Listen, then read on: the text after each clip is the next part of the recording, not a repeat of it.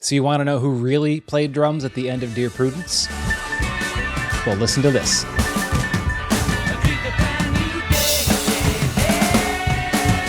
There are a few debates among Beatles nerds as contentious as who's playing drums on Dear Prudence. As the story goes, Ringo skipped town after an argument during the Back in the USSR session on August 22nd, and he wasn't even in town for the Dear Prudence sessions August 28th through 30th, making Paul the drummer on Dear Prudence by default. Many respected Beatles scholars, analysts, and fans agree that Ringo is not playing drums on Dear Prudence. Ultimately, the various explanations for the Ringo theory simply don't have any evidence to support them. Paul certainly could have pulled this off in 1968. Even the Beatles liner notes identify Paul as the drummer. But I have a different story. I think I've solved this debate once and for all, and the answer will surprise you. Part 1. Ringo was out of town. Or was he? On August 22nd, an argument broke out during the Back in the USSR sessions. Looks like I might need a little help from my friends. In many years from now, Paul's official biography, the ugly details are all laid out. Paul ticked Ringo off over a fluffed tom-tom fill. They had already argued about how the drum part should be played. Ringo was unhappy with the atmosphere in the studio. He did not like Yoko being there, and Paul's criticisms brought the matter to a head. Announcing that he couldn't take it anymore, Ringo quit the group. Ringo flew to Sardinia 2 days later, on August 24th, to spend time with his family on Peter Sellers' yacht. During the same time frame, the other Beatles were recording Dear Prudence at Trident Studios in London on August 28th, 29th, and 30th. By the way, guys, if you haven't already, watch the video on this topic on the You Can't Unhear This channel. The guy who runs it, Raymond, goes into a bit more detail about the sessions than I will here, but that's a really good companion video to this. The basic track was recorded August 28th, with Paul on drums. There's no debate about that. And various overdubs were recorded on the 29th and 30th. One of those overdubs is the heart of this debate, an epic, cataclysmic drum performance that underpins the emotional climax of Dear Prudence.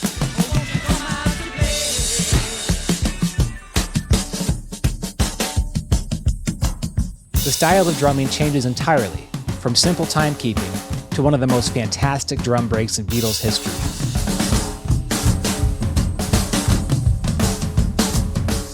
When you listen to the isolated basic track drum take, which we have a better version of now, you can hear exactly where the basic track drum performance ends and the overdub begins.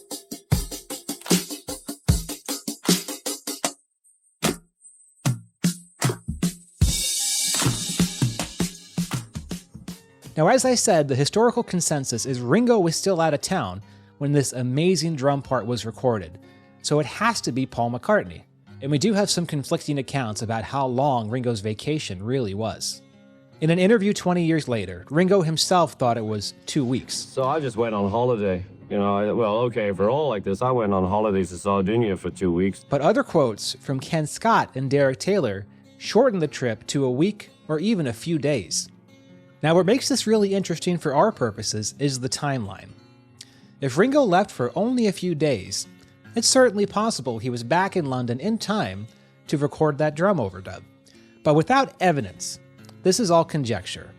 As Raymond said really well in his You Can't Unhear This video, if Ringo had shown up at the Trident sessions after his Greek vacation, there probably would be some record of this momentous return, either in recollections or documentation. Well, guys, guess what? I found one.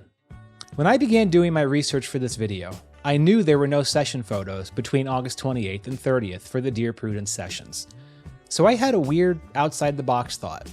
Were there any major public events between August 28th and 30th where some of the Beatles may have been present and photographers may have been there? Well, it turns out there was a pretty big one. On the day of August 30th, the same day as the last Dear Prudence overdub session, Neil Aspinall married his wife Susie at the Chelsea Register office in London's Chelsea Old Town Hall. And guess what, guys? Ringo was there. I found an online reprint of a Beatles book article describing Neil's wedding. And guess what it says, guys? The guests included Paul, Ringo, and Maureen. So I don't trust everything I read on the internet, so I actually tracked down a physical copy of this book. And sure enough, guys, check out what's on page 6. That's a picture of Ringo. So now we have evidence. Ringo was in town in London hanging out with other Beatles and the Beatles' extended family August 30th, the day of the last Dear Prudence overdub session, which happened later that same evening. Now, do we have any pictures of Ringo actually near the studio or at the studio August 30th? The answer is, we do. A photograph has surfaced that's apparently August 30th of the Beatles leaving Trident Studios after that last Dear Prudence overdub session. Now, if that's not Ringo behind Yoko, I will eat my nose. So the claim that Ringo wasn't in town during the Dear Prudence sessions has been completely debunked. Ringo was in town August 30th, he was hanging out with the other Beatles, and later that night at Trident Studios, 3 miles away, the last Dear Prudence overdub session happened. Ringo was in town during the Dear Prudence session.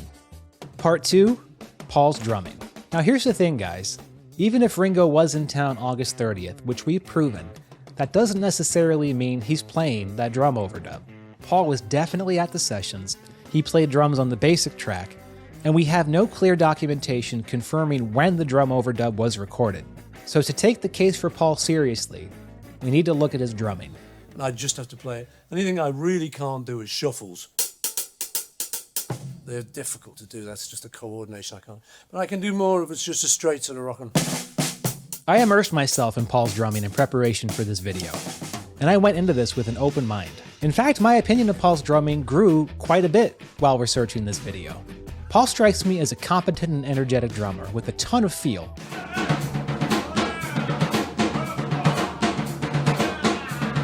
Oh, eat your heart out, Ringo. Considering his main instruments are bass guitar and piano, he's pretty damn good. You can hear Paul on Back in the USSR, The Ballad of John and Yoko, and a ton of songs sprinkled throughout his solo career. And you can definitely get a sense of his drumming style when you listen to those songs.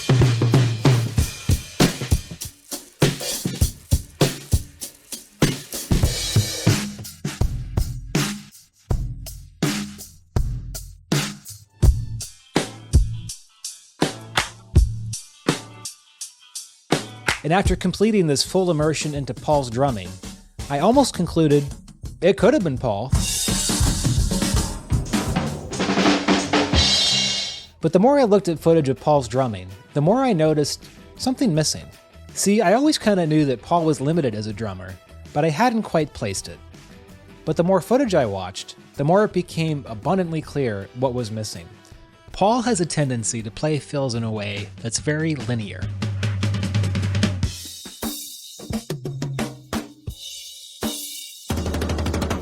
Paul's style is actually pretty easy to identify. It's straight, linear, and predictable. He has a lot of heart, but his fills and rhythms are pretty simple. And the outro of Dear Prudence is anything but simple.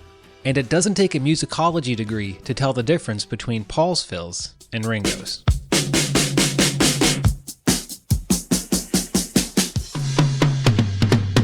Now listen to some classic Ringo fills.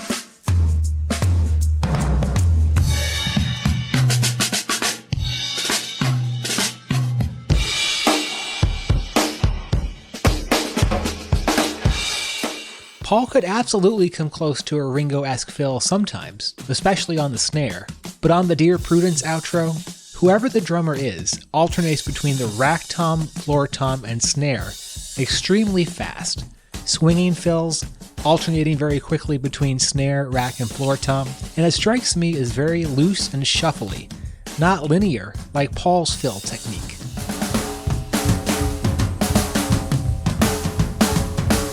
You can even see in a few clips that Paul has a tendency to move to the floor tom with his dominant left hand.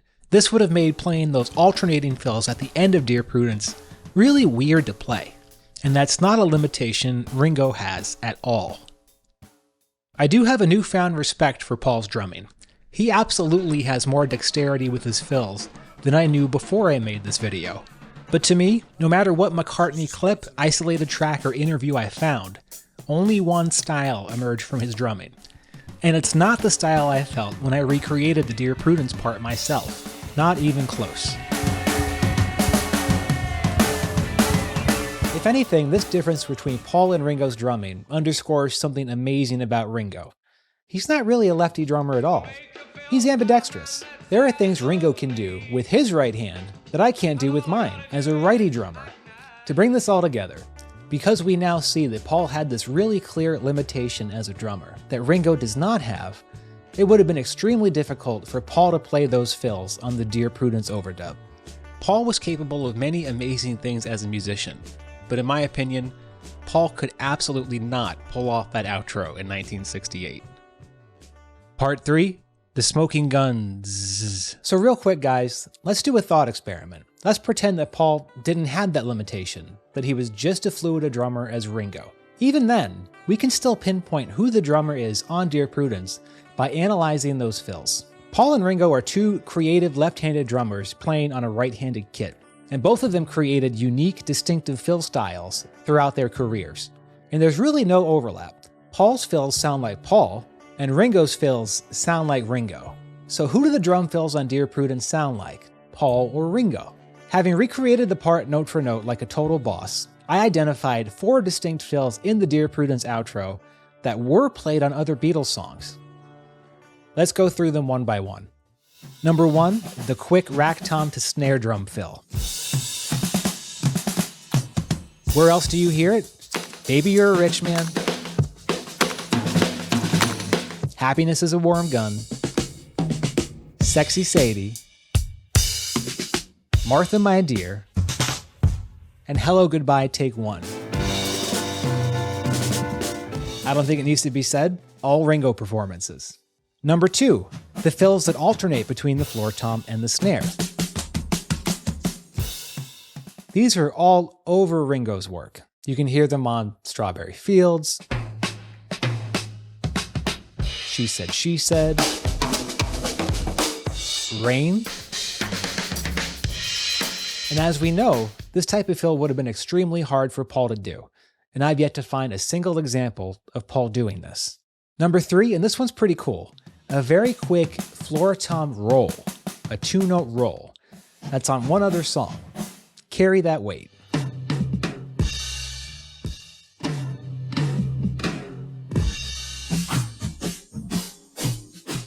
And last but not least, the smoking gun. There's a fill at the very end of the drum breakdown in Dear Prudence. That's on one other Beatles song.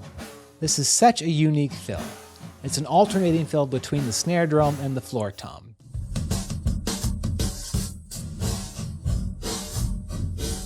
This exact fill is also on The Word.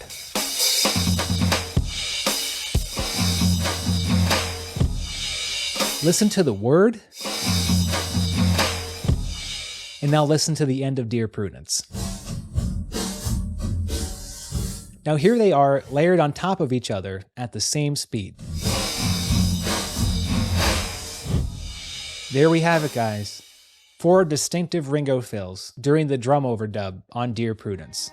And for those who say that Paul's doing an impersonation of Ringo, well, I can impersonate Jimi Hendrix, but I ain't gonna sound like Jimi Hendrix. We actually do have an idea of what Paul's Ringo impression might sound like. A new, better isolation of Paul's basic track drumming has surfaced, and he does play underneath the section where the overdub later went. And guys, it ain't that great. Having laid out all the evidence, I think it's fair to say there's only one option for who's playing the drum overdub on Dear Prudence. Hi. But let me know what you think in the comments. There's more here than meets the eye. So before you think we're done, we have a bit of a twist here. One of my favorite comments on my videos is, why don't you just ask Paul or Ringo? Easier said than done, guys. Well, this time, I did my due diligence. I reached out to Paul McCartney. To date, no response. But I also reached out to a contact I have in Ringo's all-star band of Merry Men. And that contact did reply right away that he has asked Ringo who played drums on the Dear Prudence overdub. So we're backstage a couple years ago, and I said, Ringo, man, I got a question for you. What do you got? He's welcoming it. What do you got? I said, well, a lot of us drummers that just love you, and you're our favorite drummer, our favorite song drummer, we know that everything has been said that Paul played on Dear Prudence. And he's going, yeah. And I said, and I know you quit the band for a week, and I know you came back, and Ringo's not one to obsess on details. Mike is, Gregg is, Gary Astridge is, and I just said, a lot of us think that at the end of the song, it just swings and sounds so much like you and your fills. I'm wondering if that's you. And Mike, that's when he said, play it for me. So we're listening to it, and I fast forward to the end. He's going, yeah, that does sound like me. Yeah. And I go, and you're going to go, like one of my favorite Ringo fills. And then there's all this stuff happening at the end. And at the end, he says those 3 words, Mike. He goes, I don't know. Gregg's the best. Peace and love. Now, the second twist will really blow you away. After finishing up my research, I re-listened to the isolated drum track one more time, and something caught my ear, and it was staring me in the face this whole time. Listen to what happens right after that drum flurry ends. That's a hi-hat, a snare, and a floor tom, all being hit at the same time. That's not possible for one person to do. So ladies and gentlemen, we have a second drummer. So what I think happened here is a trick the Beatles used a few times before, especially in the Sgt. Pepper sessions. To thicken up a drum track, Paul would stand behind Ringo and hit the floor tom while Ringo kept the beat on the hi-hat and the snare. And through the magic of modern filmmaking, I can show you what this looked like.